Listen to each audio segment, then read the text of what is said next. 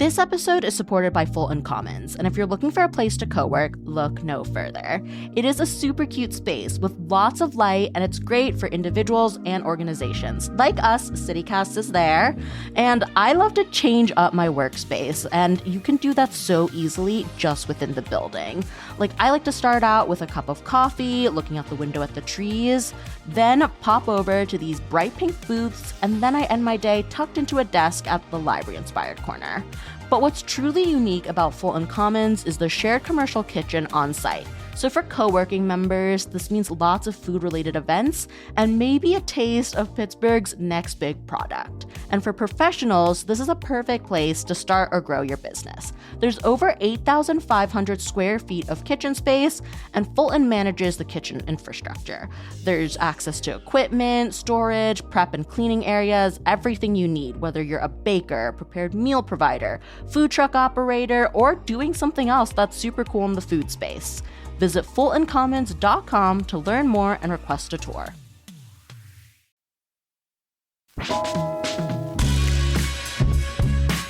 This is CityCast Pittsburgh. I'm Megan Harris, and here's what Pittsburgh's talking about. Do you like snow, like you personally? No, I hate being cold. Are you more of a summer person? Yes. So this is really terrible for you, like especially bad.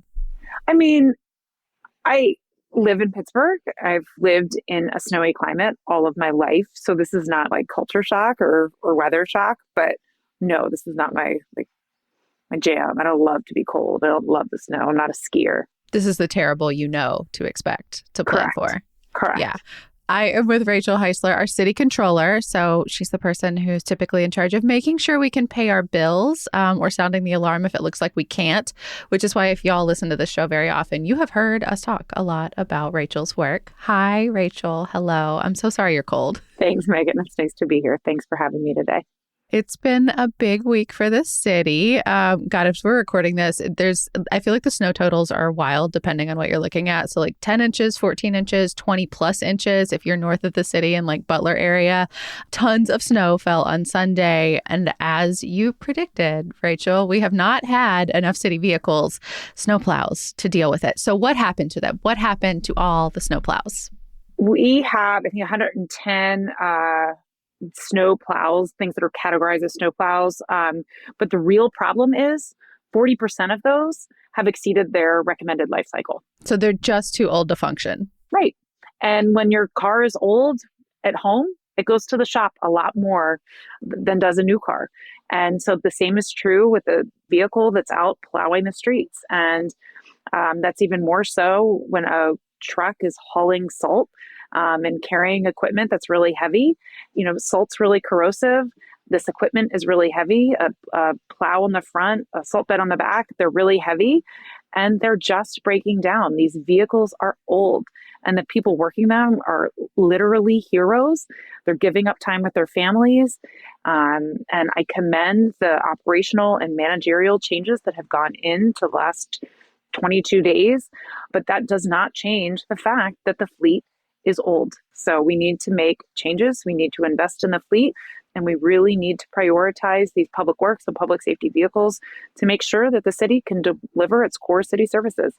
I feel like that number is worth highlighting too, because you said the city owns 110 snowplows, but I feel like we should do some math around that because last I heard, only about 80 something of those were fully functional. So those are the ones that deployed on Sunday. But by that night, 37 had broken down, like nearly half. And even if every single one was operational, your office put out a report this time last year that said we actually need 123 snowplows. That's the magic number. 123 snow fleet vehicles for a normal snow event, which is not at all what we got this past weekend. It was the most snow that we've had here in Pittsburgh in 16 years since something called Snowmageddon. I wonder if we've even got a number for this. Like, what percentage of our snow plows are functional and currently on the road right now? I don't know the actual number. The contract we have with TransDev dictates that in an emergency, that we have roving vehicles, mechanic vehicles out and about at all the divisions that are fixing vehicles that come in for minor issues, which hopefully is getting more snowplows out and about at this very moment.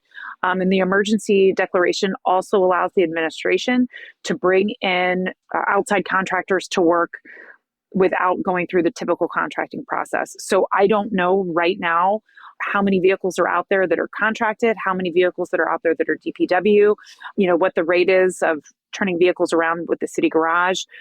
Those are things hopefully that we'll analyze after the fact. But I can tell you that these vehicles that the city owns are old, and that's why things are breaking down. And again, I think it's wonderful that people are hearing from the administration. I think that is a really important change. And I think that we need to keep communicating with folks. People are losing patience. I think that that's to be it's like people have cabin fever. I get it, right? They're stuck at home with their kids and, they're working remotely. We all feel like it's day 12 of COVID. In March of 2020, we're reliving that nightmare. Whatever snacks you bought in advance, you're running out of them now, and you regret whatever you grocery shopped in your panic buy over the weekend. Yeah. You stop 3 times between Friday at noon and Saturday night, and now you're somehow still did it wrong. Yeah. But the reality is the situation won't be fully addressed until the city fully invests on a recurring annual basis on its fleet, right? Otherwise, you're still going to hear stories about DPW vehicles catching on fire, which happened 10 days ago, about ambulances not being able to get patients in cardiac distress to the hospital, about fire trucks, being in a situation where they can't respond to an emergency. So we just need to prioritize these vehicles. We need to prioritize the fleet.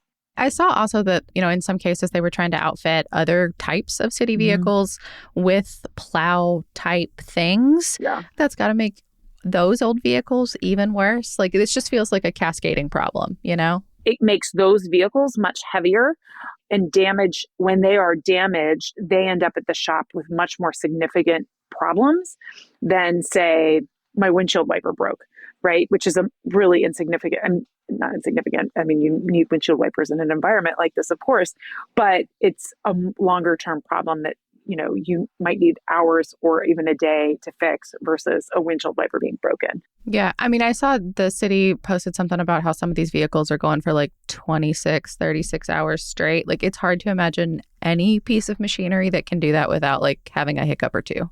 Think about any piece of equipment in your own house that can do that. And granted, these vehicles are built to run, but when it's 15 years old, it is bound to break. In these conditions, I went out for 8 hours. I was picked up at 4:30 on Sunday morning. I went out from 6 a.m. to 2 p.m.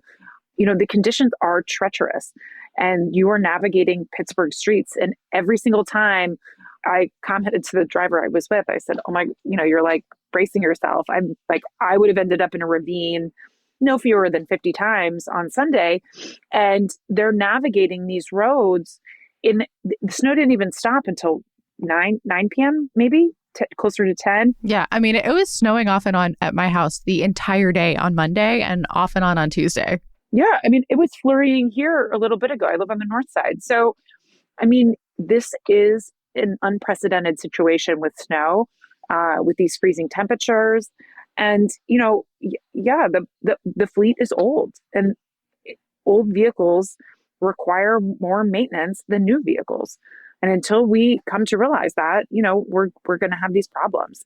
Well, and it's not likely to end anytime soon either. I saw the National Weather Service say today that it's going to be at least the middle of February before we get to see the ground again. Yeah. I mean, and it's the thing I will say too, I mean, this is the impact of global warming. And I think, you have these extreme weather events, and this is what happens. And we need to be nimble as a people because we have created this, and these are bigger topics. This is not just a conversation about the fleet, but this is the impact of global warming, right? And it's extreme weather that's creating a really unfortunate circumstance that has left the city, and this is not a Pittsburgh thing, right? This is, Kentucky was struck, and, this is across the Midwest, and cities are crippled with snow. And Hopefully we won't see this level of snow for 16 more years. But right now we're navigating out of a really bad snowstorm.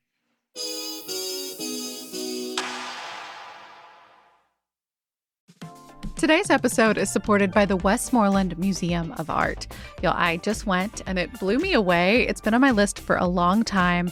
It's Western Pennsylvania's only museum dedicated to American art, and admission and parking are always free. Right now, they've got this exhibit, Steel Valley Visions, An American Legacy.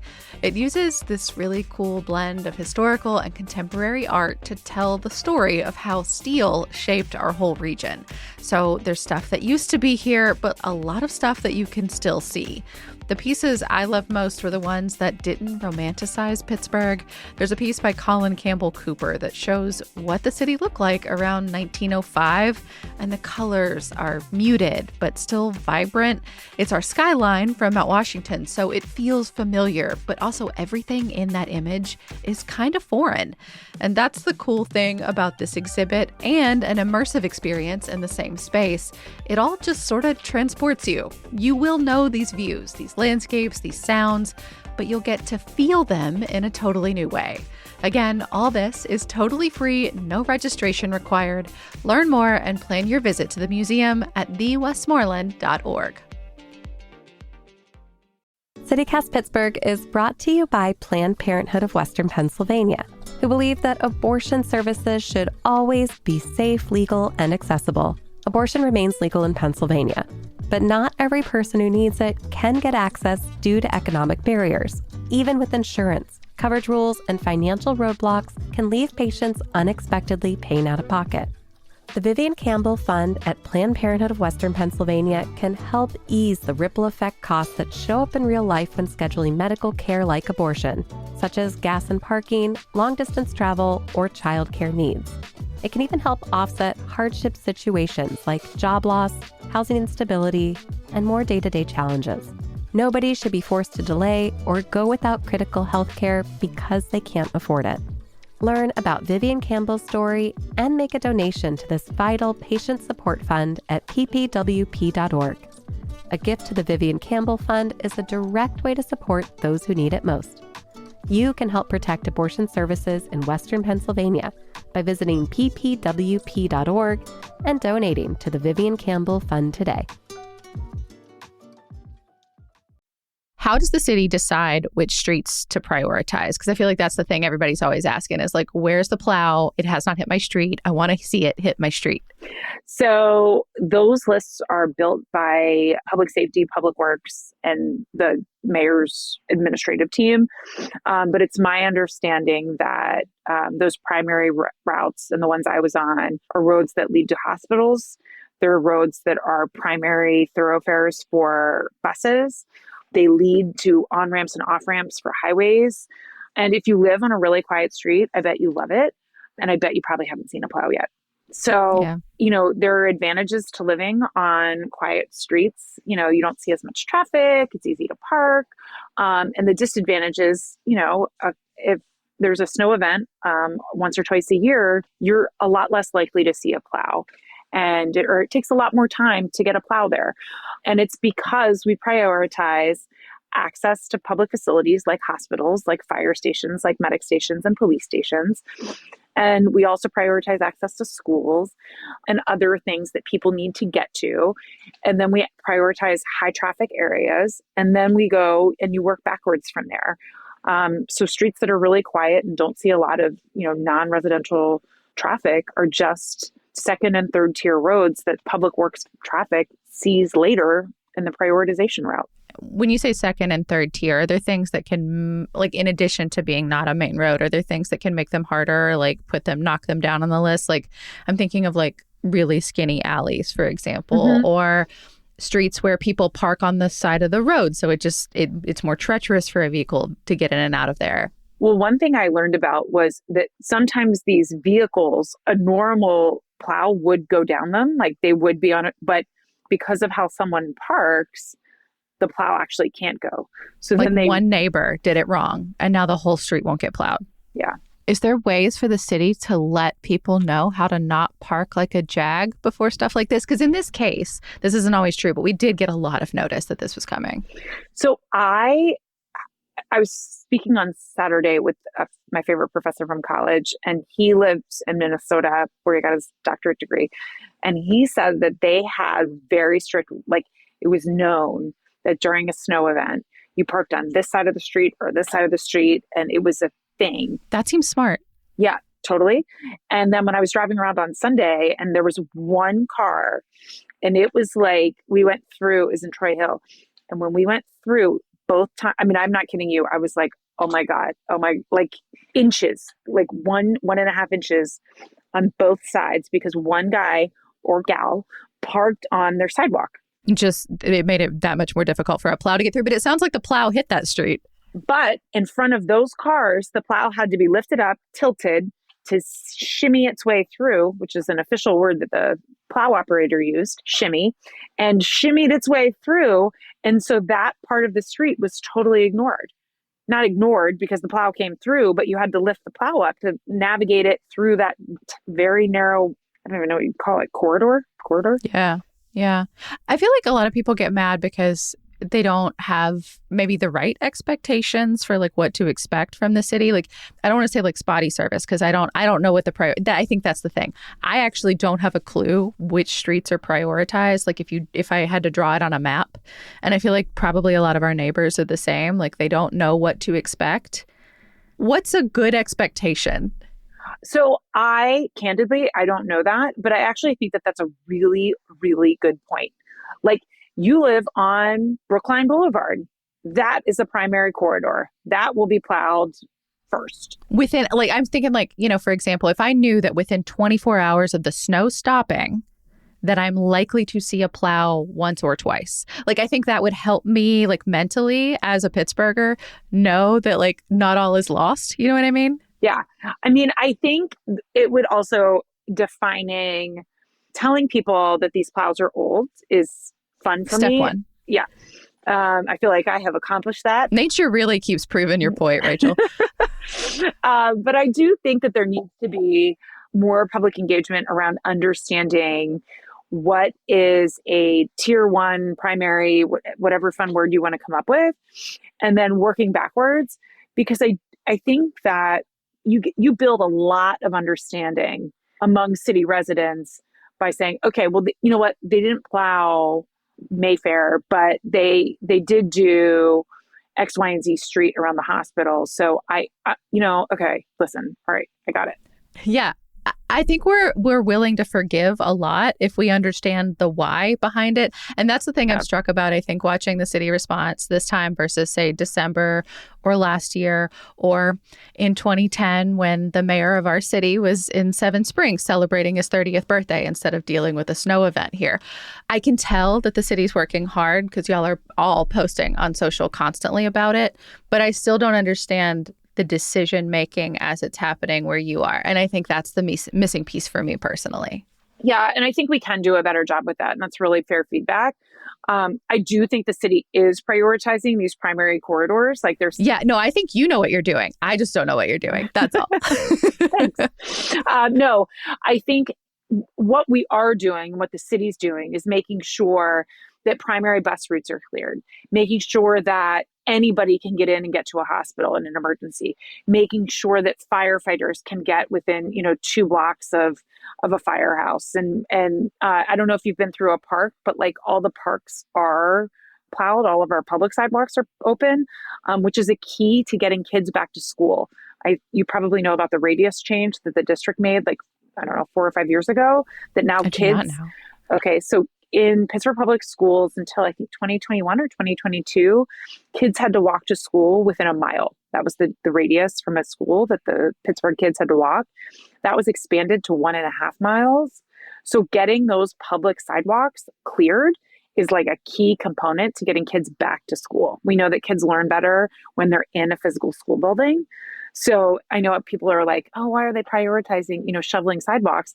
Well, part of getting kids back to school in this weather for the sanity of them, the teachers who are teaching them online. I have a cousin who teaches health and phys ed to fourth graders at Dilworth Elementary who is doing it remotely, which is interesting. That's a challenge. Yeah. So a lot is going into this to make it easier to reopen things.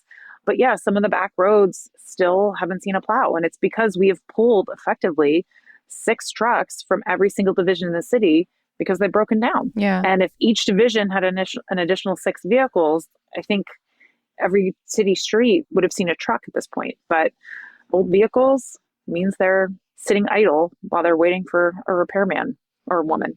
Is there a way that people can advocate for their street? Like if they are certain they have not seen one and they feel compelled to let you know, is there a productive way to do that? They can file a 311 complaint and they should contact their city council person. I've heard from people too, I'm happy to hear from folks and talk to folks. I have offered to do virtual Zoom meetings about the fleet with folks in cul-de-sacs who are stuck at home right now. I'm hoping someone will take me up on it. And if anybody's listening right now and would like to do a Zoom on the city fleet, I'm happy to do it. But the reality is that until we invest adequately on an ongoing annual basis in the city's fleet, things like this are going to continue to happen. And we just need to invest in these vehicles. How do you advocate we pay for new vehicles? Because, the other thing out of your office frequently is just how cash-strapped we are as a city right now. What could the plan be? Well, I do think that, we did just raise the millage, 1.4 something. A little bit of a tax increase. That'll be what, 20 million? 20, I think it's like 27, 28 million. Okay. And it's my hope that a dedicated part of that goes towards fleet investment year over year moving forward, because we are putting 16 million into the fleet this year. That number is budgeted to go down again in 2027. That reflects previous administration's priorities. So I'm hoping that will be adjusted moving into 27 and moving forward. But we do have additional revenue. I do think that this is public works and public safety are the core functions of this government, and we cannot deliver public safety and public works without vehicles. So my hope is that there can be, as these conversations with our large nonprofit partners continues, and as partnership opportunities develop and evolve, that this is something that's prioritized just because it is a core function of this government. You can't exist without EMS, without fire, without public works, without public safety. And we need to make sure that this is something we can continue to deliver on. Yeah, I was going to ask, can the nonprofit swoop in and buy us snowplows and salt trucks and ambulances and a new river rescue boat truck and solve all our problems? I would love to see it, but this is very clearly something that has been, from my perspective, overlooked for a long time. And it's gotten very bad in the last year. And from my perspective, continuing to ignore it is irresponsible. If the nonprofits don't step up, would you consider doing something like a bond issue, which is like a loan, but the way cities do it is different than a regular person? So it's interesting. Bonds are only supposed to fund things that last 10 years or longer. I know. But in this case, if you pick the vehicles that last 15 years and use the bond to pay for those. Well, so all of our vehicles last longer than 10 years because we keep them far past their expected lifespan. Yeah. But the problem is we really should not be using them for vehicles because I know we're not supposed to, but since we're cash strapped. I am just not inclined to do that because it is by definition incongruent with the purpose of a bond. Like they need to be paid for out of general revenue because they are such a core function of city government. It is not a capital investment. It needs to be paid for from general operating. It is an operational expense. What does a truck actually cost? How many would we be purchasing? Say we won't, but say we spent all 27 million on trucks and stuff. How many would that even buy? I was in a 10 ton on Sunday, and I think it cost about $250,000. And that's the other problem. If we had purchased a lot of these with American Rescue Plan dollars in 2022 and 2023, they'd be a lot less expensive than they are now. But between tariffs and with the parts, obviously these are almost all American made, but a lot of the component parts are from China and inflation just generally, these vehicles have exploded in cost. An ambulance chassis, upwards of 400,000, a ladder truck's close to $1 million. I mean, these vehicles are expensive. And I know we're focused on public works trucks today, but when you look at how expensive the fleet has gotten to buy new vehicles in the last 3 or 4 years, that's why dedicated revenue is absolutely necessary. Rachel, is there anything that you can say that's like slightly more hopeful? I feel like that's too sad of a place to end.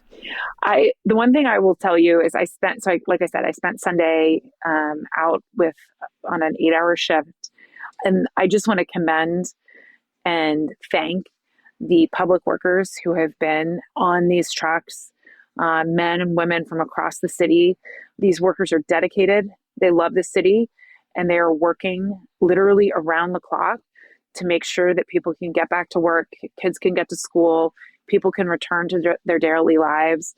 And I think you cannot overlook how much energy and labor is going into cleaning up after this storm. And I think it's really, really important that we don't lose sight of that. We've given them old equipment and they're doing everything they can with it. And they are slowly clearing these streets, but they are working, and you cannot overlook how much work is going into it. Rachel, thank you. I appreciate you shedding some light on this. I hope that your crusade to get us newer, better vehicles is successful in 2026. At least a couple more. Thanks, Megan. I appreciate it. That is all for today here on CityCast Pittsburgh. You can support us by becoming a CityCast Pittsburgh neighbor. There's a bunch of perks and swag. You can find all the details at membership.citycast.fm. We will be back tomorrow with more from around the city. We'll talk to you soon.